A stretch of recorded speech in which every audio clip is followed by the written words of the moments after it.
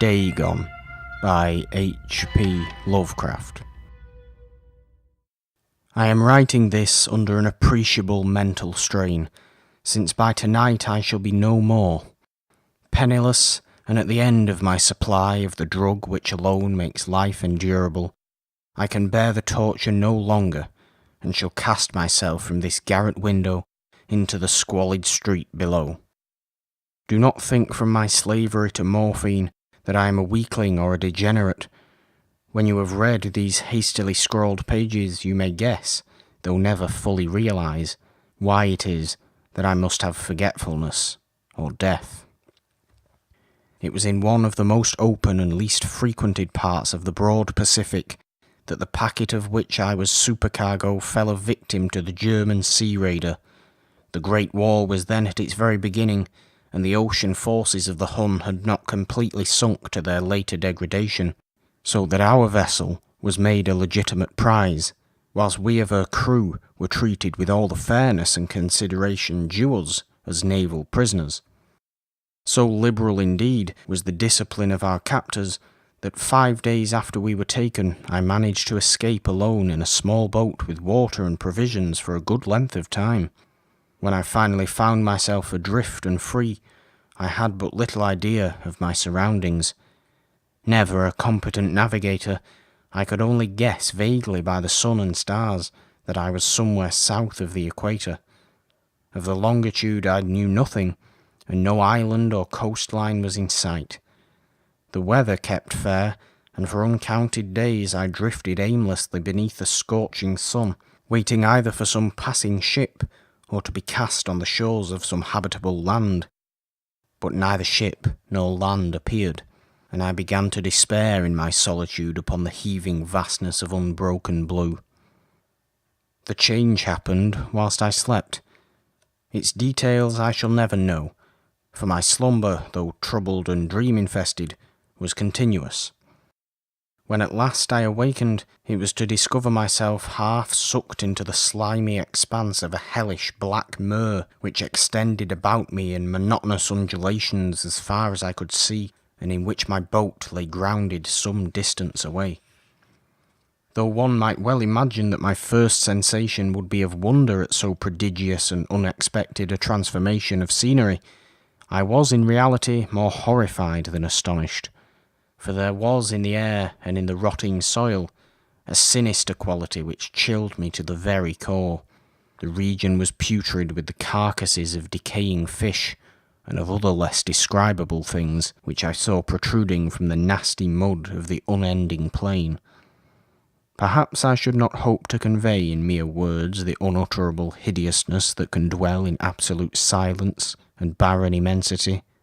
There was nothing within hearing, and nothing in sight save a vast reach of black slime, yet the very completeness of the stillness and the homogeneity of the landscape oppressed me with a nauseating fear.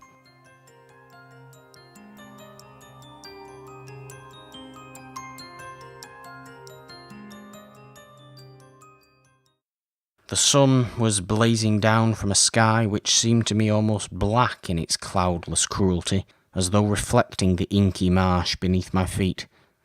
As I crawled into the stranded boat, I realised that only one theory could explain my position. Through some unprecedented volcanic upheaval, a portion of the ocean floor must have been thrown to the surface, exposing regions for which innumerable millions of years had lain hidden under unfathomable watery depths. So great was the extent of the new land which had risen beneath me, that I could not detect the faintest noise of the surging ocean, strain my ears as I might. Nor were there any seafowl to prey upon the dead things. For several hours I sat thinking or brooding in the boat, which lay upon its side and afforded a slight shade as the sun moved across the heavens. As the day progressed, the ground lost some of its stickiness, and seemed likely to dry sufficiently for travelling purposes in a short time. That night I slept but little, and the next day I made for myself a pack containing food and water, preparatory to an overland journey in search of the vanished sea and possible rescue. On the third morning I found the soil dry enough to walk upon with ease. The odour of the fish was maddening, but I was too much concerned with graver things to mind so slight an evil, and set out boldly for an unknown goal. All day I forged steadily westward, guided by a faraway hummock which rose higher than any other elevation on the rolling desert. That night I encamped, and on the following day still travelled toward the hummock, though that object seemed scarcely nearer than when I had first espied it. By the fourth evening I attained the base of the mound, which turned out to be much higher than it had appeared from a distance, an intervening valley setting it out in sharper relief from the general surface. Too weary to ascend, I slept in the shadow of the hill. I know not why my dreams were so wild that night, but ere the waning and fantastically gibbous moon had risen far above the eastern plain, I was awake in a cold perspiration, determined to sleep no more. Such visions as I had experienced were too much for me to endure again, and in the glow of the moon I saw how unwise I had been to travel by day. Without the glare of the parching sun, my journey would have cost me less energy. Indeed, I now felt quite able to perform the ascent which had deterred me at sunset. Picking up my pack, I started for the crest of the eminence.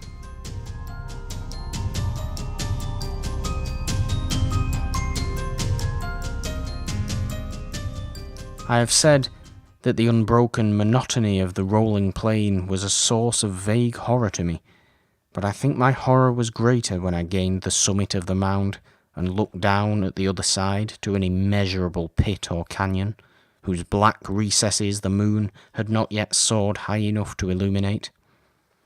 I felt myself on the edge of the world, peering over the rim into a fathomless chaos of eternal night. Through my terror ran curious reminiscences of Paradise Lost and Satan's hideous climb through the unfashioned realms of darkness. As the moon climbed higher in the sky, I began to see that the slopes of the valley were not quite so perpendicular as I had imagined. Ledges and outcroppings of rocks afforded fairly easy footholds for a descent, whilst after a drop of a few 100 feet, the declivity became very gradual. Urged on by an impulse which I cannot definitely analyse, I scrambled with difficulty down the rocks and stood on the gentler slope beneath, gazing into the Stygian deeps where no light had yet penetrated.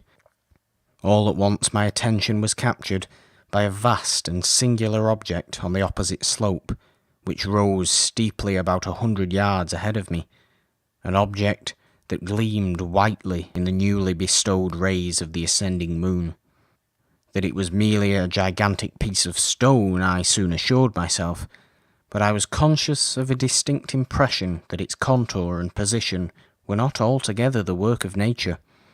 A closer scrutiny filled me with sensations I cannot express, for despite its enormous magnitude, and its position in an abyss which had yawned at the bottom of the sea since the world was young, I perceived beyond a doubt that the strange object was a well-shaped monolith whose massive bulk had known the workmanship and perhaps the worship of living and thinking creatures. Dazed and frightened, yet not without a certain thrill of the scientist's or archaeologist's delight, I examined my surroundings more closely. The moon, now near the zenith, shone weirdly and vividly above the towering steeps that hemmed in the chasm, and revealed the fact that a far-flung body of water flowed at the bottom, winding out of sight in both directions, and almost lapping at my feet as I stood on the slope. Across the chasm, the wavelets washed the basin of the Cyclopean monolith, on whose surface I could now trace both inscriptions and crude sculptures. The writing was in a system of hieroglyphics unknown to me, and unlike anything I have ever seen in books, consisting for the most part of conventionalized aquatic symbols, such as fishes, eels, octopuses, crustaceans, mollusks, whales, and the like. Several characters obviously represented marine things which are unknown to the modern world, but whose decomposing forms I had observed on the ocean-risen plain. It was the pictorial carving, however, that did most to hold me spellbound. Plainly visible across the intervening water, on account of their enormous size, was an array of bas-reliefs whose subjects would have excited the envy of a Doré. I think that these things were supposed to depict men, at least a certain sort of men, though the creatures were shown disporting like fishes in the waters of some marine grotto, or paying homage at some monolithic shrine which appeared to be under the waves as well. Of their faces and forms I dare not speak in detail, for the mere remembrance makes me grow faint. Grotesque beyond the imagination of a Poe or a Bulwer, they were damnably human in general outline despite webbed hams and feet, shockingly wide and flabby lips, glassy bulging eyes, and other features less pleasant to recall. Curiously enough, they seem to have been chiselled badly out of proportion with their scenic background, for one of the creatures was shown in the act of killing a whale represented as but a little larger than himself. I remarked, as I say, their grotesqueness and strange size, but in a moment decided that they were merely the imaginary gods of some primitive fishing or seafaring tribe, some tribe whose last descendant had perished eras before the first ancestor of the Piltdown or Neanderthal man was born. Awe-struck at this unexpected glimpse into a past beyond the conception of the most daring anthropologist, I stood musing whilst the moon cast queer reflections on the silent channel before me. Then suddenly I saw it. With only a slight churning to mark its rise to the surface, the thing slid into view above the dark waters.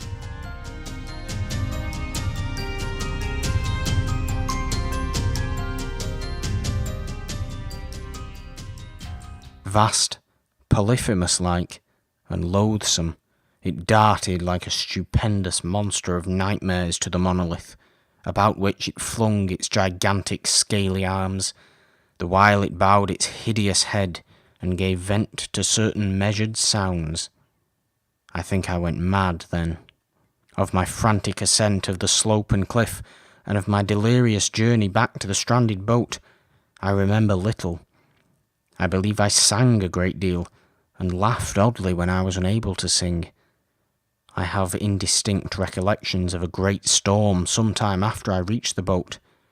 At any rate, I knew that I heard peals of thunder and other tones which nature utters only in her wildest moods. When I came out of the shadows, I was in a San Francisco hospital, brought thither by the captain of the American ship which had picked up my boat in mid-ocean. In my delirium I had said much, but found that my words had been given scant attention. Of any land upheaval in the Pacific, my rescuers knew nothing, nor did I deem it necessary to insist upon a thing which I knew they could not believe. Once I sought out a celebrated ethnologist, and amused him with peculiar questions regarding the ancient Philistine legend of Dagon, the fish god, but soon perceiving that he was hopelessly conventional, I did not press my inquiries. It is at night, especially when the moon is gibbous and waning, that I see the thing. I tried morphine, but the drug has given only transient surcease, and has drawn me into its clutches as a hopeless slave.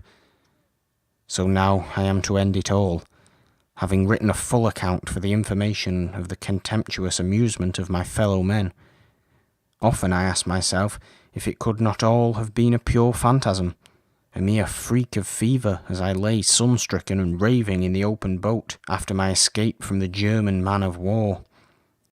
This I ask myself, but ever does there come before me a hideously vivid vision in reply. I cannot think of the deep sea without shuddering at the nameless things that may at this very moment be crawling and floundering on its slimy bed, worshipping their ancient stone idols and carving their own detestable likenesses on submarine obelisks of water-soaked granite. I dream of a day when they may rise above the billows to drag down in their reeking talons the remnants of puny, war-exhausted mankind, of a day when the land shall sink, and the dark ocean floor shall ascend, amidst universal pandemonium. The end is near. I hear a noise at the door, as of some immense slippery body lumbering against it. It shall not find me. God, that hand. The window. The window.